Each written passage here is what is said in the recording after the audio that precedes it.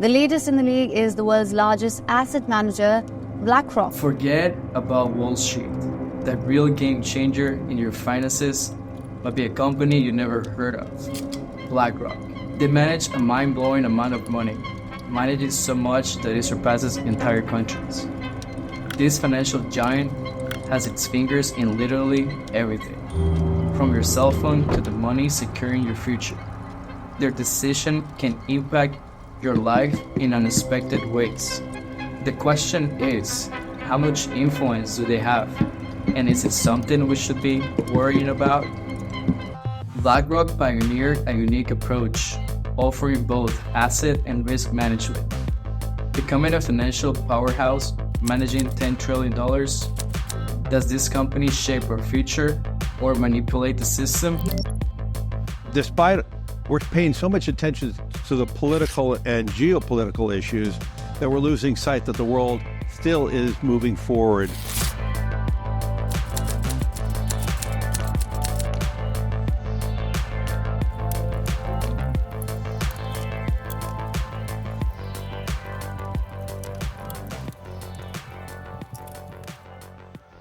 Emerging in 1988 with just 8 employees, BlackRock has quickly grown into a financial giant, raising questions about its influence on the global economy. This central question rests on the shoulder of its architect, Larry Fink. From his early days managing risk, Fink prioritized stability, building BlackRock through passive investing, buying and holding a diverse mix of stocks in the world's largest companies. Today, BlackRock's vast array of assets, value in the trillions, impacts millions through pension funds, sovereign wealth, and individual investors, ETFs. While Fink advocates sustainable investing, critics question if this aligns with their profit-driven core mission. Has BlackRock adjusted its focus? The recent push for crypto ETFs, a highly volatile and unregulated asset class, raises concerns about potential market manipulations. The answer remains elusive, intertwined with Fink's own evolving vision. Can a massive financial player truly balance profit and benefit society? Fink's vision to diversify BlackRock beyond its traditional focus on fixed income instruments has undoubtedly transformed the financial landscape, moving into areas like private equity and real estate. Also, his belief in technology led to the creation of Aladdin, an investment management tool that evolved into a core investment system, revolutionizing decision-making across the company. Yet, with immense power comes great responsibility. Can such centralized influence, shaped by the choices of a single individual, truly serve both profit and the greater good of society? This remains the enduring question surrounding BlackRock and its leader, Larry Fink, and the impact it has on all of us.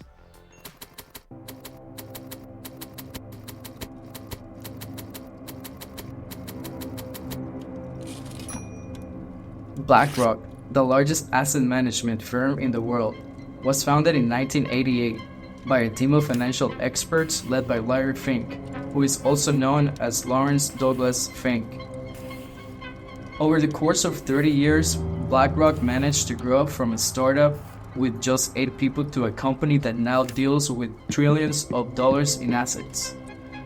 But what led to this? Let's rewind the story. Fink, a former employee of First Boston Corporation, a renowned investment bank headquartered in New York, had a successful career and was one of the highest earners of his time. However, his fortune took a downturn when interest rates unexpectedly dropped, resulting in a $90 million loss. Although his team has implemented measures to protect themselves against such an eventuality, they proved ineffective, leaving him feeling powerless. After his experience at First Boston, Larry Fink utilized the knowledge to develop better risk management and reasonable practices. Fink collaborated with Robert Capito, Susan Wagner, and Barbara Novick, among others, to offer risk management services to institutional clients. The company's founders believed that their passion for understanding and managing risks could help them manage assets better for their clients. To found the new venture, Fink's approached Pete Peterson of the Blackstone Group, who was convinced of Fink's vision and agreed to provide $5 million credit line in exchange for a 50% stake in the new venture. This was how Blackstone Financial Management was born. Larry Steen worked on attracting clients for a new fixed income fund, along with a supported technology service. This new solution aimed to prevent a repeat of the problems seen at First Boston. Fast forward to 1999, and BlackRock saw yet another opportunity to revolutionize the financial industry's approach to risk management. Their own technology was ready to be used.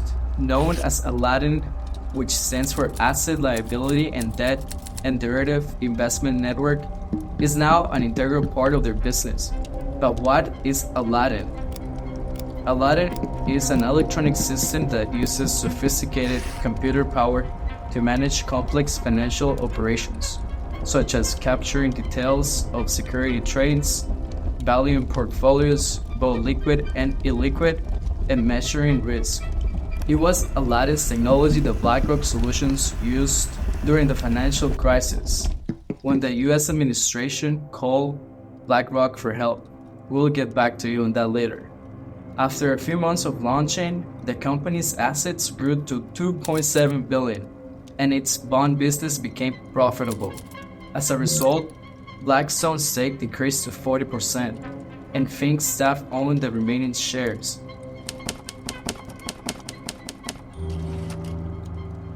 In 1992, Schwartzman and Fink collectively owned approximately 36% of Blackstone Financial Management, BFM.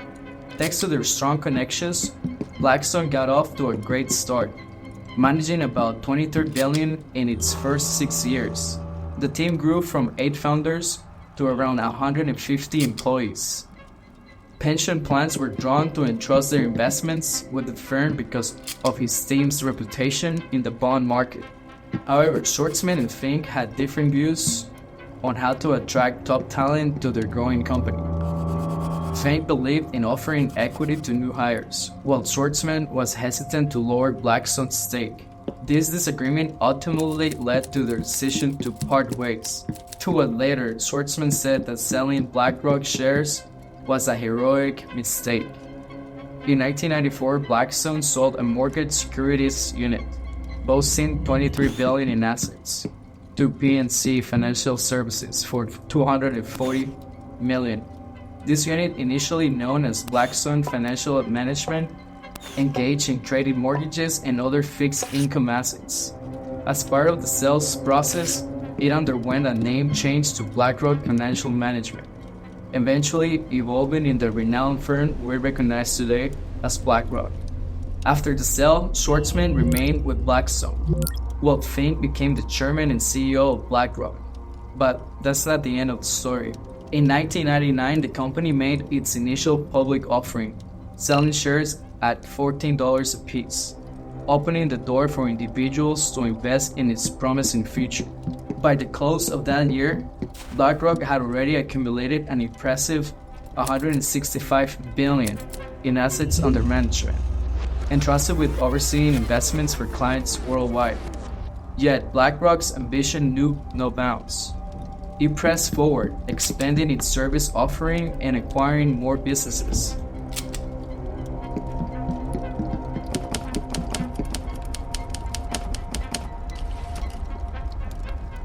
BlackRock Solutions started in 2000, providing analytics and risk management services to other financial firms.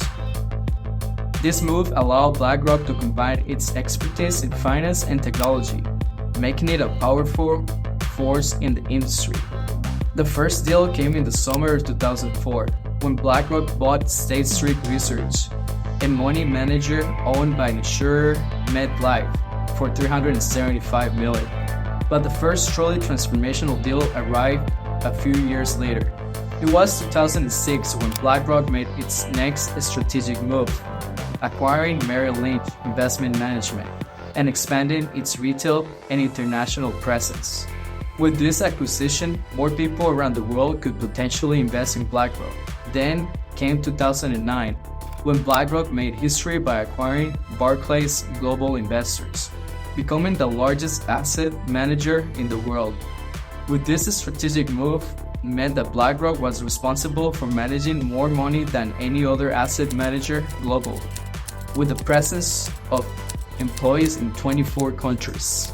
BlackRock's expertise in both active and passive investment management made it a unique player in the industry, offering a wide range of investment strategies to its clients. BlackRock is considered to be one of the big three index fund managers, along with the Vanguard Group and State Street.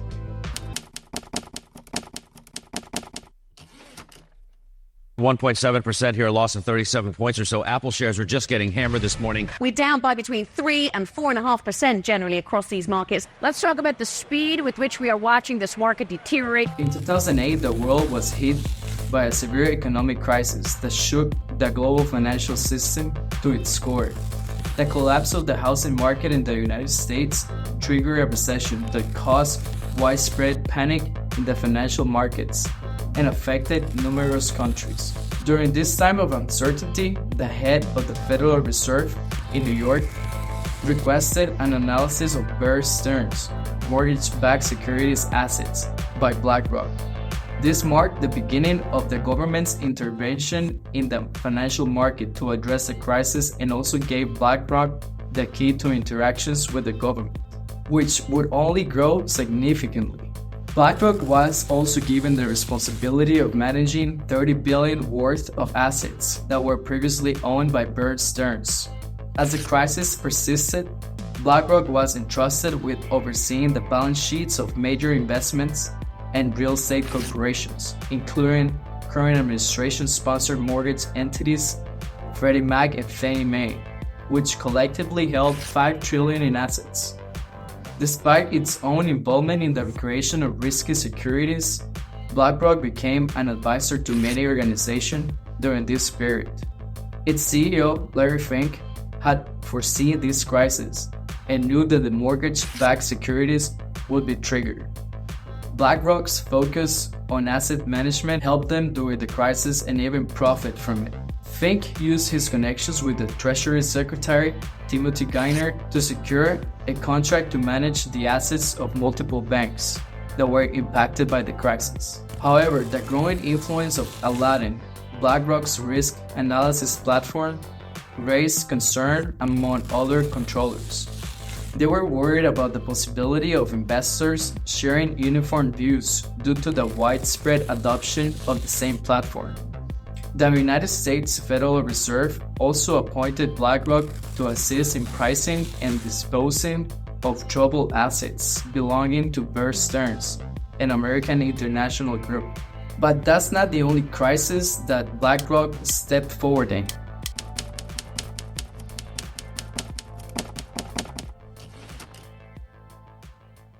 As C-19 began to impact the economy in 2020, the Federal Reserve took various measures to mitigate its effects. One of these measures was to initiate bond buying programs that aimed to support corporations.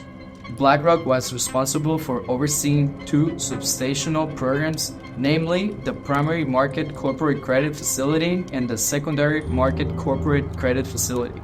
These programs involved purchasing corporate bonds to provide companies with access to liquidity and financing, which was essential during the pandemic.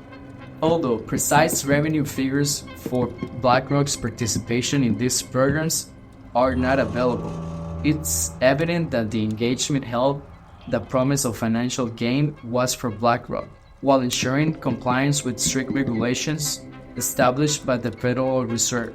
During C-19, BlackRock saw their assets under management skyrocket to $10 trillion.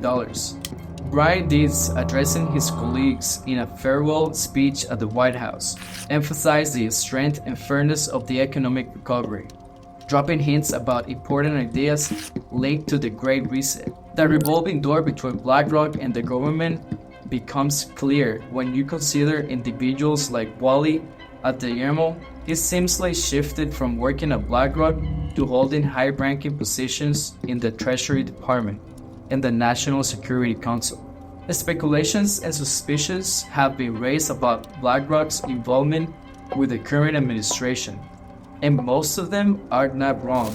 Many have seen that BlackRock, the world's largest asset manager, has a tendency to hire former government officials, regulators, and central bankers. This has created a revolving door between the company and the governments, which could potentially compromise the objectivity and independence of the policies related to the financial sector. Since 2004, BlackRock has hired at least 84 people who previously worked for the government. One high-profile example is former UK Chancellor George Osborne, who is paid $850,000 annually to work 1 day a week. This revolving door extends beyond the US and has drawn criticisms for watchdog groups. Moreover, BlackRock has had exceptional access to those in power.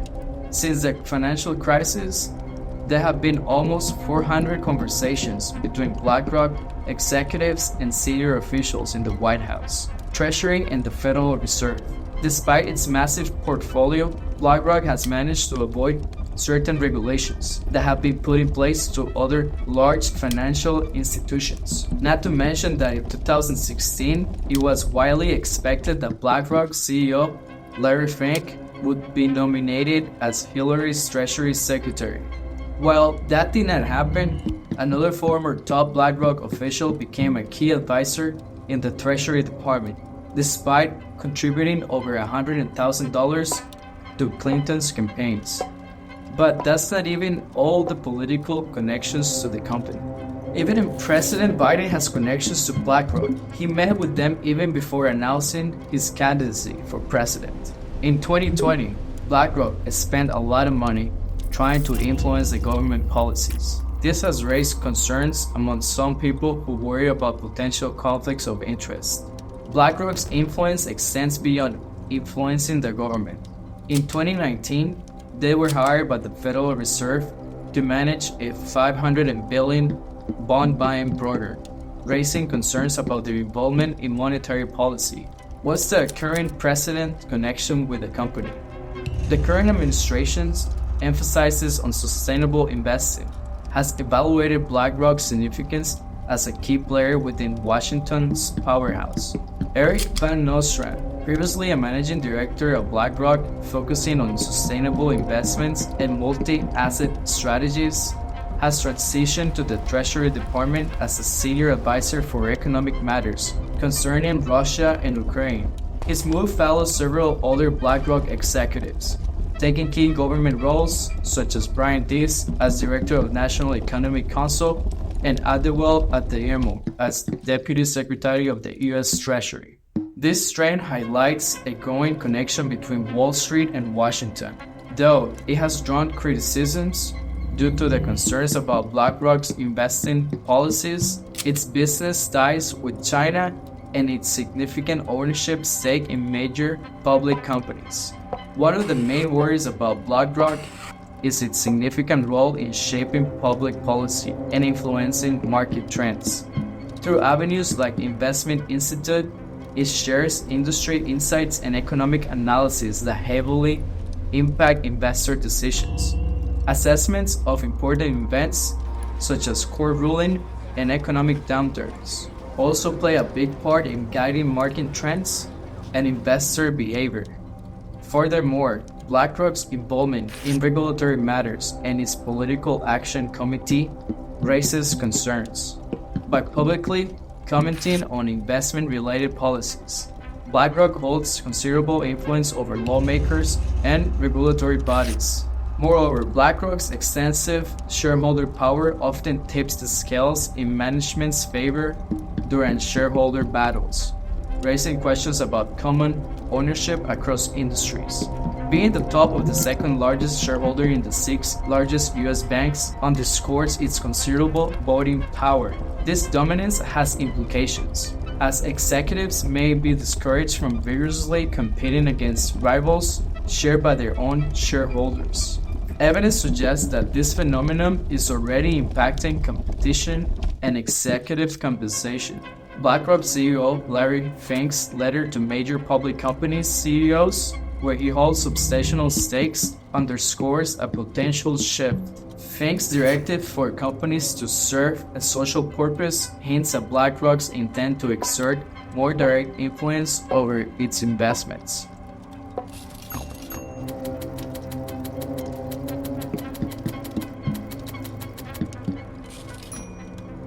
BlackRock's impact transcends policy influence. Their massive holding in specific sectors can significantly affect markets. For example, they are the largest shareholder in several major home builders, potentially influencing housing prices and affordability. But some argue that BlackRock's size brings stability and efficiency. A homeowner whose mortgage is held by BlackRock might benefit from lower interest rates due to their bulk buying power.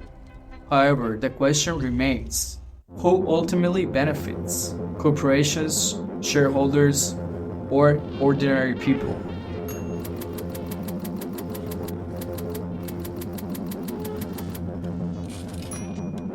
However, amidst these debates, BlackRock has faced criticisms for its increasing emphasis on environmental, social, and governance investing, the ESG score. In 2020, BlackRock made a statement saying that companies had to serve a social purpose and that they would be giving every company an ESG score.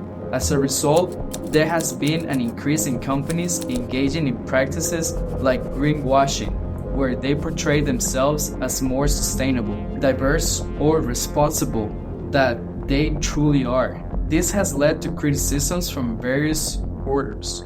Leaders across the political spectrum, including corporate CEO with the right-leaning views, have called on BlackRock CEO Larry Fink to reassess the company's ESG's focus. They argue that by prioritizing social and political goals aligned with left-leaning ideologies over maximizing investor earnings is potentially harming shareholders' returns and impeding the financial, educational, and retirement aspiration of the middle-class Americans. Additionally, they contend that BlackRock's emphasis on the ESG investing is driving up company costs and restricting investment growth. On the other side of the spectrum, BlackRock has faced criticisms for what some view as insufficient action on climate change. The company has been accused of investing in industries like tobacco and oil, leading to protests from environmentalists who argue that BlackRock is failing to adequately protect the environment. Furthermore, BlackRock's substantial investments in China have drawn condemnation. The Chinese government's frequent human rights violations collide with the principles advocated by the environmentalists concerned with the progressive policies and proponents of the ESG investing. Critics have accused BlackRock of hypocrisy, pointing out that while it promotes ESG investing principles, it remains the world's largest investor in fossil fuels and companies involved in conflict-related activities. This contradiction, along with BlackRock's close associations with human rights violators, has generated debate and raised questions about the company's commitment to its state principles. On October 26, 2022, members of New York Communities for Change, alongside local branches of Extinction Rebellion and the Sunrise Movement, staged a demonstration in the lobby of BlackRock's headquarters in New York. Their grievances center around the company's perceived lack of action against climate change and its investment in fossil fuels industry. During the protest, demonstrators scattered cold rocks onto escalators, displaying banners with messages such as "Your greed equals climate chaos," and some even marched through the lobby brandishing pitchforks. Footage of the demonstration was quickly shared by the NYCC, who also called for greenhousing for all. Following the protest, authorities removed the demonstrators from the building lobby, resulting in the arrest of 10 protesters. However, the fallout from the protest didn't end there. Environmental concerns regarding the investments in fossil fuels, despite the claim of commitment to sustainability.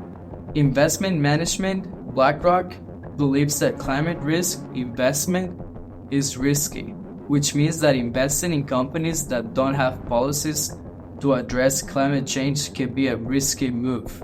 In 2021, BlackRock took action by helping to bring change to the board of ExxonMobil. They installed new members who promised to take action on climate change. This is a great move, but BlackRock is still the world's biggest investor in fossil fuels. So some people think this may just be a virtue signaling. UK activist investor Bluebell Capital Partners has accused BlackRock of greenwashing and demanding a review of the company's stance on ESG to eliminate inconsistencies and contradictions. One of the complaints raised by Bluebell is BlackRock's opposition to some of their climate and governance campaigns. He said that BlackRock's ongoing investments in fossil fuels like coal have been undermining the company's credibility and fueling concerns about its commitment to environmental concerns. So where does all this power lead us? Potential risks and consequences of the power wielded by the company in the global economy. BlackRock oversees assets worth 10% of the entire world economy and has had a significant stake in some of the world's biggest companies, including Fox, Comcast, and Disney. It's not just these companies, but also global giants like Google, Meta, and Amazon that BlackRock invests in. The company's widespread power has also made it to the most successful in gaining a foothold in China, a controversial territory. It's the first global asset manager to have access to China's mutual fund, raising questions about what the company promised to the Chinese government in exchange for these assets. Despite its emphasis on the ESG investing, BlackRock has a tendency to overlook human rights in favor of monetary gain, and it has been investing in Russia's most prominent companies for years. In fact, the British pensions that BlackRock controls alone have contributed $630 billion to Russia. Following Russia's annexation of Crimea in 2014, BlackRock reconsidered some of its investments in Russia. However, 1 year later, it was back to being among the top shareholders in the country's biggest corporations. BlackRock faces accusations on systematic risk, greenwashing, and lack of transparency. Critics argue their passive investing approach contributes to market volatility and hinders real economic growth. Environmental groups point out that while BlackRock claims to be committed to sustainability, they remain heavily invested in fossil fuels. But here's the thing. Are these criticisms truly warranted, or are they just pointed fingers at the biggest player in a multifaceted financial landscape? So is BlackRock a hero or a villain? The answer lies somewhere in between. While their influence on markets and individuals is undeniable, their motivations and long-term goals remain cloudy. Some believe that BlackRock will become a force of stability, using its size and resources to promote sustainable growth and responsible capitalism. Others fear that its unrestricted authority would aggravate inequality, hinder innovation, and cause new financial crises. What role should BlackRock play in shaping the future of the economy? Ultimately, it's up to us. By calling for transparency, supporting responsible policies, and holding them accountable, we can help steer BlackRock toward a path that fosters a more fair and sustainable future for all of us. The power lies with us. We can choose to be informed and engaged citizens, shaping the financial landscape not just for ourselves, but for generations to come. Will BlackRock be a force for good, or we will allow its power to go unchecked?